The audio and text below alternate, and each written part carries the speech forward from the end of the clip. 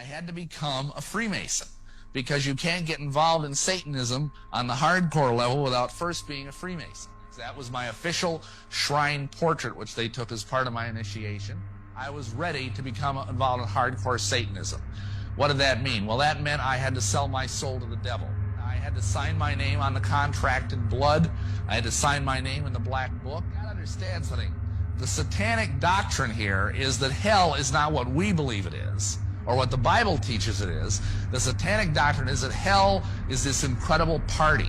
It's like a non-stop, all-eternity orgy. So you're smoking dope, you're fornicating your brains out, you're listening to rock and roll through all eternity. And it's party hardy time. But before I could get onto the priesthood of Satanism, excuse me, I had to get 7 people to sell our souls to the devil. The other thing I had to do, and this might astonish some of you, is I had to become a Catholic priest.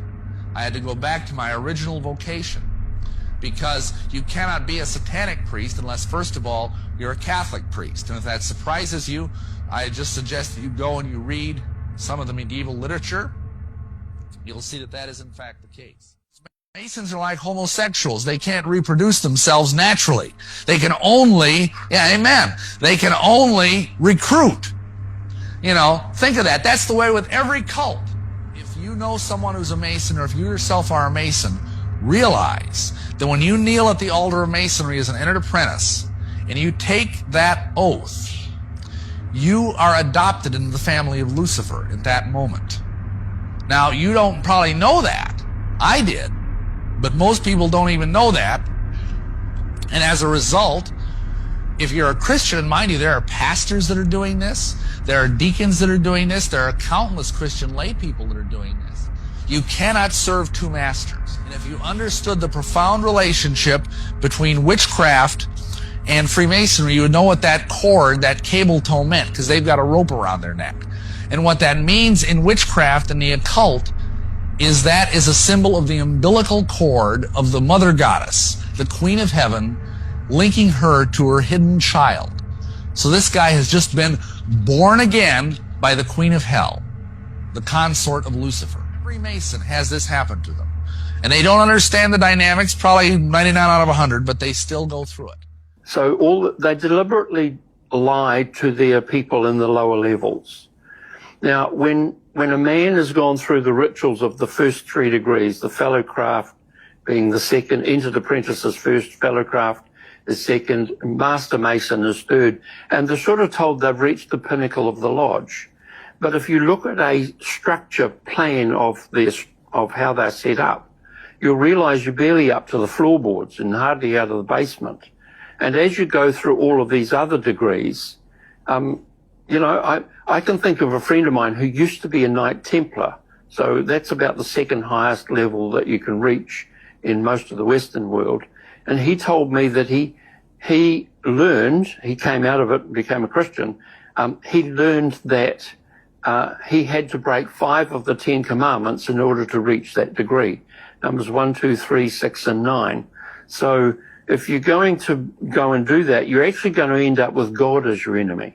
Now, I've mentioned about the different degree rituals that bring a curse that the men speak. And so when it comes to ministry, we really need to go through those and explain, okay, this is what we need to cover. Because of the political control that their top people are involved in, they really have controlled a lot of countries. I mean, I was asked to go to Africa to speak about this because every British regiment in the 1800s and so on had a Masonic lodge inside it. Bottom line is, wherever the British military went, and they controlled a quarter of the world at one stage, including in New Zealand. It was Masonic infiltration here through in the 1837-8 onwards. And by 1840, they had Masonic lodges here. And most of the military campaigns by the British military here were held, the campaign meetings to plan what they were doing were held in Masonic lodges. And so this is why a lot of Maori have nothing to do with the lodge, because they know there's a connection. And basically we had a coup where the British Masonic Empire, I'll call it what it really was, the whole British Empire basically was a Masonic empire. And so there's lodges now in India and Singapore and all around Africa and so on. Wherever they controlled it to that level. Bottom line is, this has actually caused a lot of people to start looking seriously at the political machinations that they've been involved in. And the Scouts, yes, Baden-Powell was a very prominent Freemason. You can tell that from his tombstone, but you won't know it if you don't know what the symbol is with the point within a circle, which is on his tombstone along with the scouting one. The founder of the Jehovah's Witnesses has a Knights Templar pyramid over his tomb.